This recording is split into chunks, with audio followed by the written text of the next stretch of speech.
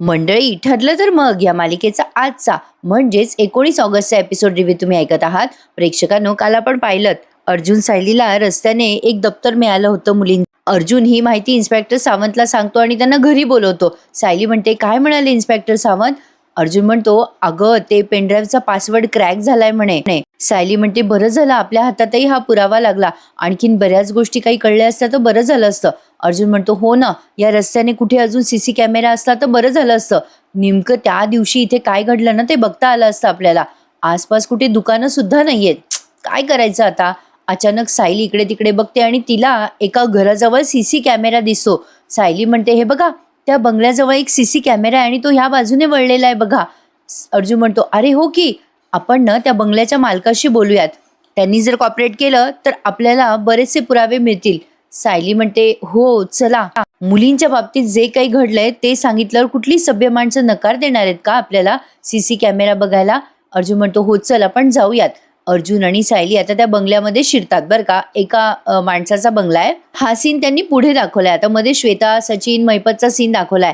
फोनवर बोलतोय सचिन श्वेताशी. श्वेता एका बाजूला जाऊन बोलत असते आणि म्हणत असते, असं कसं हरवलं रे सचिन तू पेनड्राईव्ह? सोनल आणि सुरेशला जिथे ठेवलं तिथेच असायला हवा होता ना पेनड्राईव्ह. सचिन म्हणतो, तिथे शोधला मी, पेनड्राईव्ह नाही सापडला तिथे. श्वेता म्हणते, काय रे सचिन, हलगर्जीपणाची लिमिट आहे, आता काय करणार आहेस? सचिन म्हणतो, हे बघ ऐक, तू अर्जुन सायलीवर लक्ष ठेवायचंयस आणि त्यांच्या बोलण्यात पेनड्राईव्हचा वगैरे काही उल्लेख आला ना किंवा डेटाबद्दल काही बोलले ते तर लक्ष ठेव श्वेता.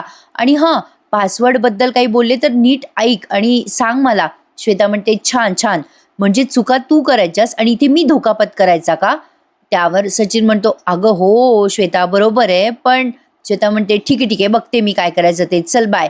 असं म्हणून फोन ठेवून दिला श्वेताने.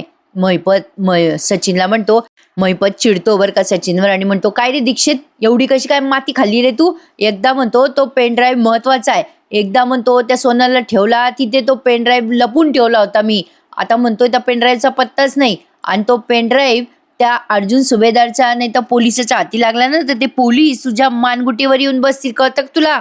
सचिन म्हणतो, नाही अण्णा, त्या टोनीने मला एक अशी आयडिया दिली आहे म्हणजे अर्जुन सायलीकडे आला जरी डेटा तरी ते आपल्यापर्यंत पोहोचू शकणार नाहीये. राकेश म्हणतो, कसली आयडिया? सचिन म्हणतो, त्या पेनड्राईव्हवर जे GPS कोऑर्डिनेट आहे ना, ते पत्ते वगैरे त्या पत्त्यावर मुलींना ठेवायचं, मागे कुठलाही पुरावा ठेवायचंच नाही. आणि टोनीने असंही सांगितलं मला की माझा जो लॅपटॉप आहे ना तो विकायचा, म्हणजे कुठला तरी माणूस तो लॅपटॉप घेईलच ना त्या माणसाला तो फॉर्मॅट विकला जाईल ना. मग महिपत म्हणतो, अच्छा, म्हणजे पुरा मामलाच खतम का? पण मग बाबा त्यासाठी त्या श्वेताच्या फोनची वाट पाहू नका, तिला तिचं काम निवांत करू द्या, तुम्ही तुमचं काम करा, कळतंय का? राकेश म्हणतो, अरे सचिन, पण त्या पेनड्राईव्ह मध्ये नेमके कोणते कॉन्टॅक्ट आणि ऍड्रेस होते ते लक्षात आहे का तुझ्या? सचिन म्हणतो, नाही ना यार राकेश, डिजिटली स्टोअर केलेल्या गोष्टी कोण लक्षात ठेवतं? अरे हां, पण त्यातले काही कॉन्टॅक्ट आणि ॲड्रेस माझ्या लक्षात आहेत, ते तरी सेफ असू देत. महिपत म्हणतो, म्हणजे 113% आपण सेफ नाहीये सचिन. पेनड्राईव्ह गहाळ झाल्यामुळे यांना आता सॉलिड टेन्शन आलंय बरं का सगळ्यांना. तर बघा आता इथून पुढे मध्येच प्रतापरावांचा सीन दाखवलाय. अरे बऱ्याच घडामोडी दाखवत आहेत ते एका एपिसोडमध्ये बरं का प्रेक्षकांनो. म्हणजे काही काही गोष्टी आपल्याला पटकन क्लिक होत नाहीत, जरा उशिरा क्लिक होतात, म्हणजे माझ्यासारख्या बाईला. असो. तर आता प्रतापराव कल्पनाताईंशी गप्पा मारतात आणि प्रतिमा आत्याशी. छान संवाद ऐकवला या तिघांमध्ये. या प्रतिमा आत्या आणि कल्पनाताई स्वेटर विणत असतात. कल्पनाताई म्हणतात, छान चैतन्य येईल ना आपल्या घरात, बाळ जेव्हा हे स्वेटर घालेल तेव्हा. लगेच प्रतापराव म्हणतात, कल्पना, एक चैतन्य ऑलरेडी घरात आहे, आणखी नको रे बाबा.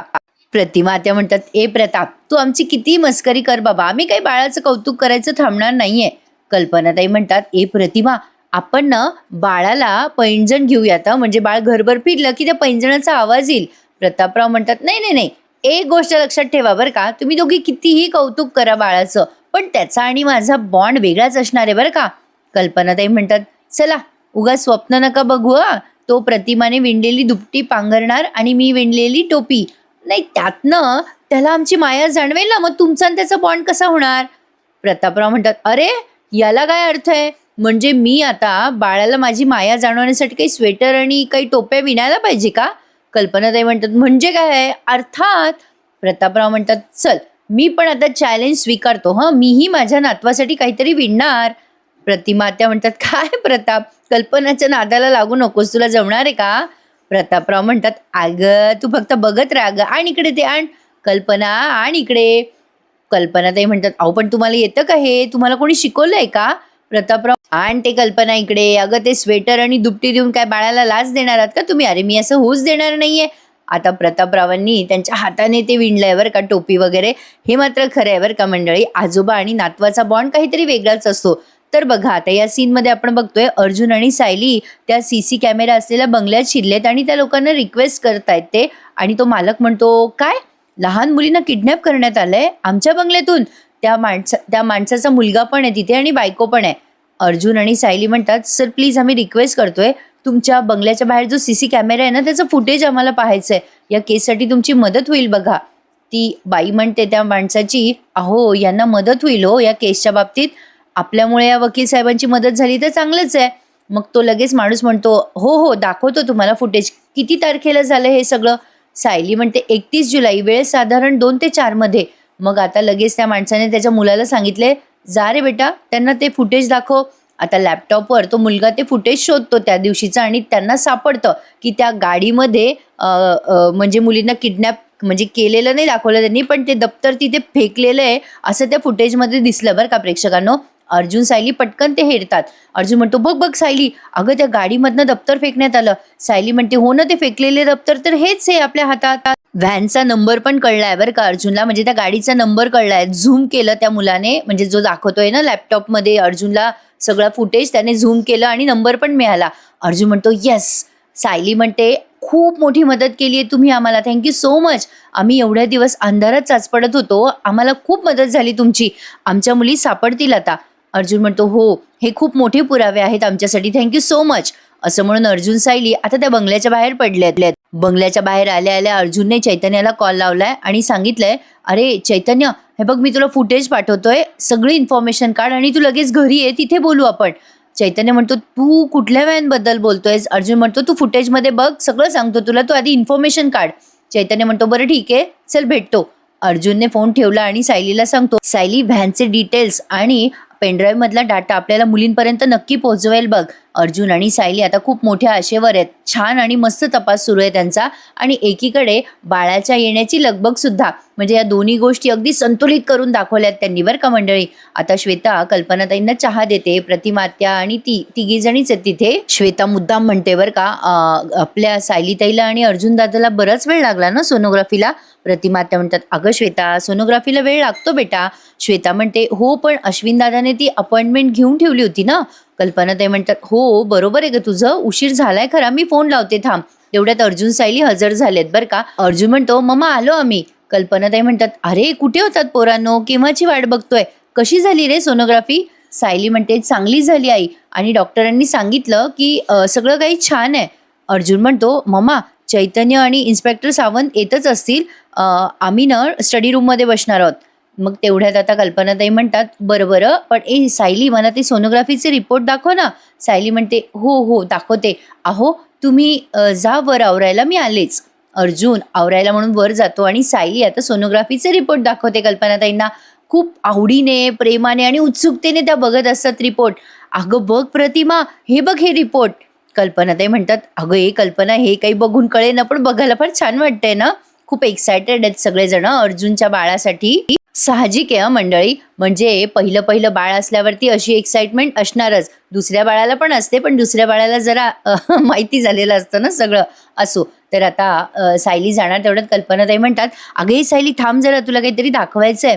"अगं चल ग प्रतिमा." आता प्रतापरावांनी विणलेलं ते टोपी दाखवतात कल्पनाताई सायलीला. तेवढ्यात श्वेता विचारते, "अगं सायलीताई, तुम्ही सोनोग्राफीला गेलात, खूपच उशीर लागला तुम्हाला." सायली म्हणते, "अगं हो, ॲक्च्युली आम्ही ना." आता सायली श्वेताला माहिती देणार तेवढ्यात आता अस्मिता येते. म्हणजे त्यांनी काय दाखवलंय प्रेक्षकांनो, दरवेळेला श्वेताला माहिती मिळतच असते, पण काही ना काही खोडा येतोय. त्यामुळे अर्जुन सायलीच्या तपासात वेग वाढणार ना, श्वेताला काही माहिती मिळाली नाही तर. पण यांना लवकरच कळेल मंडळी की श्वेता यांच्या घरात खबरी आहे म्हणून. श्वेता साक्षीच आहे या गोष्टीचा आपल्याला डाऊट आहे, म्हणजे 99% तरी डाऊट आहे. तेवढ्यात अस्मिता येते बघा, सायलीला सांगणार असते तर, आणि म्हणते अस्मिता, "अगं बघ सायली, मी तुला गंमत आणली आहे." सायली ती गंमत बघते आणि म्हणते, "अय्या, अगो काय हे अस्मिता, किती छान आहे हे सगळं. अगो मला हे सगळं पाहिल्यावर 4-5 वर्षाचं झाल्यासारखं वाटतंय. तुला कुठून मिळालं हे सगळं?" अस्मिता म्हणते, "अगं, स्मितसाठी मी डायपर घ्यायला गेले. तिथे शेजारी शाळा होती आणि शाळेतल्या मुलांना हे खाताना पाहिलं मी आणि मला माझे शाळेतले दिवस आठवले बघ." "अगं सायली, अश्विन तुला या सगळ्या गोष्टी आणायचं आठवतं ना?" सायली म्हणते, "हो ना, आणि तुमचा भाऊ माझ्यापर्यंत तो खजिना पोहोचूच द्यायचा नाही." अस्मिता म्हणते, "सायली, तू लहान असताना म्हणजे तुला आठवतंय आता हे सगळं?" सायली म्हणते, "हो, आठवतंय ना धुसर-धुसर." अस्मिता म्हणते, "तुला तो टाळ्यांचा खेळ आठवतो का सायली?" सायली म्हणते, "आठवतो ना, अगदी स्वच्छ आठवतं." अस्मिता म्हणते, "चल खेळूयात." आता ते खेळ नाही का प्रेक्षकांना, तो लहानपणी खेळला जायचा शाळेमध्ये टाळ्यांचा, तर तो खेळ खेळत असतात या दोघी जणी. तेवढ्यात कल्पनाताई येत म्हणतात, "अगं, काय चाललं तुमच्या दोघींचं?" अस्मिता म्हणते, "अगं मम्मा, सायलीतली तन्वी जागी झाल्यावर जे व्हायला हवं ना, तेच होतंय बरं का आमच्यामध्ये." सायली म्हणते, "आई बघा ना, मला अस्मिताने चिक्की आणली आहे, लॉलीपॉप आणलेत, चिंचा पण आणल्यात.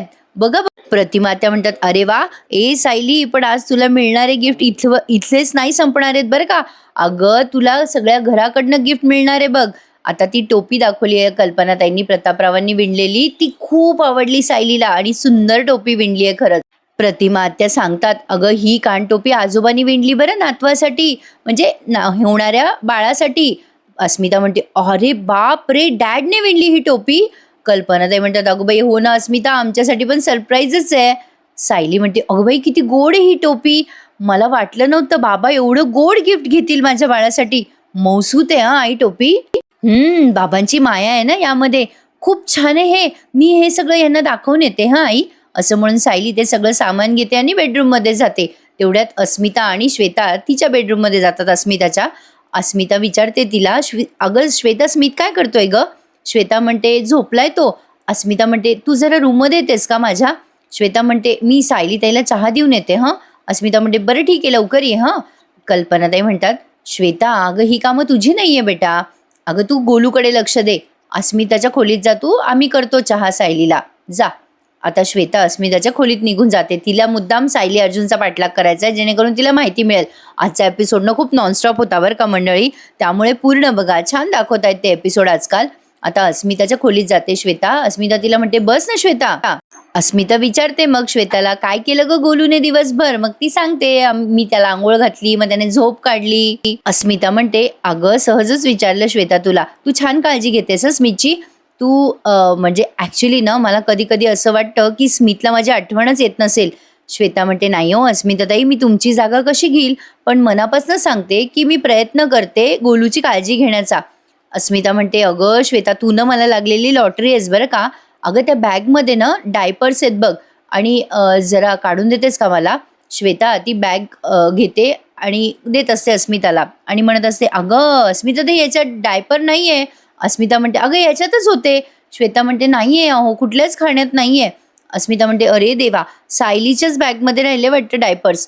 श्वेता म्हणते, "मी जाऊन घेऊन येते डायपर." लगेच अस्मिता म्हणते, "अगं तू गोलूला सांभाळ, मी आलेच घेऊन."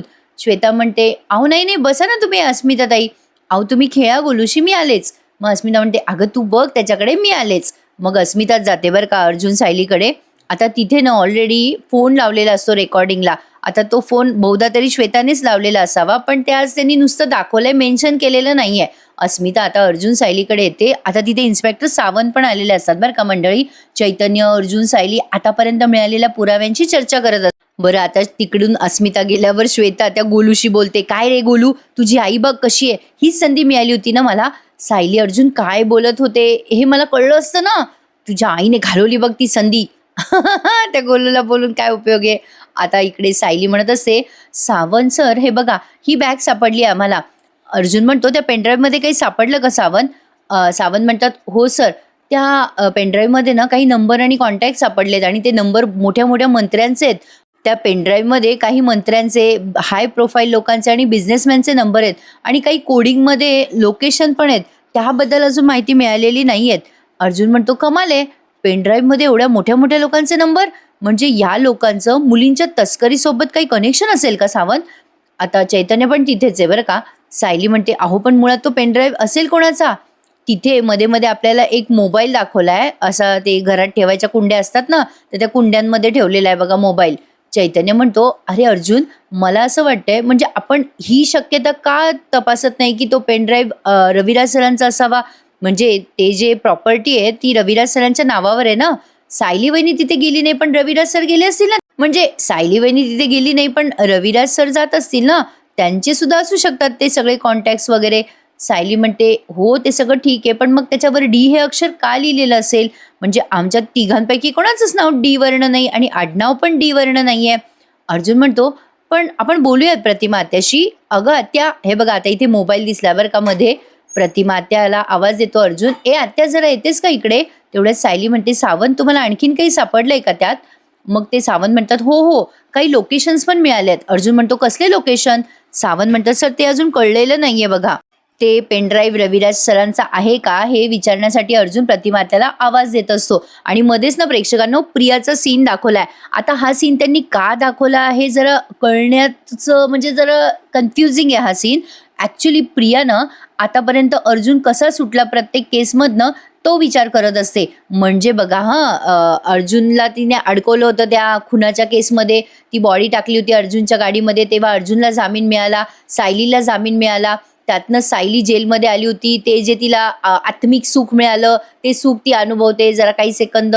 आणि मग सायलीने तिला दिलेली धमकी आठवते की मी त्या जेलमधून सुटणारच आहे, तू तुझं बघ, तुझ्या बाळाचं भविष्य बघ.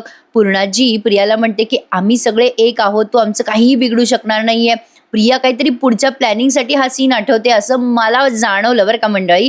यातून तुम्हाला काय वाटते मला सांगा, कारण बराच लंबा सीन दाखवला त्यांनी. सगळे मागचे फ्लॅशबॅक मधले सीन प्रियाला आठवत आहे असं दाखवलं त्यांनी.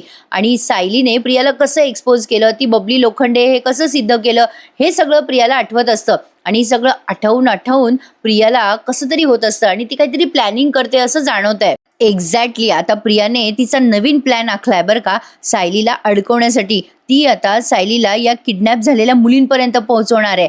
कारण आता पुढचा प्रोमो त्यांनी असाच दाखवलाय बरं का मंडळी. बघत राहा ठरलं तर मग. आता प्रिया ते सगळं आठवते आणि नेहमीप्रमाणे तिची मान अशी गरागरा वाकडी फिरवते.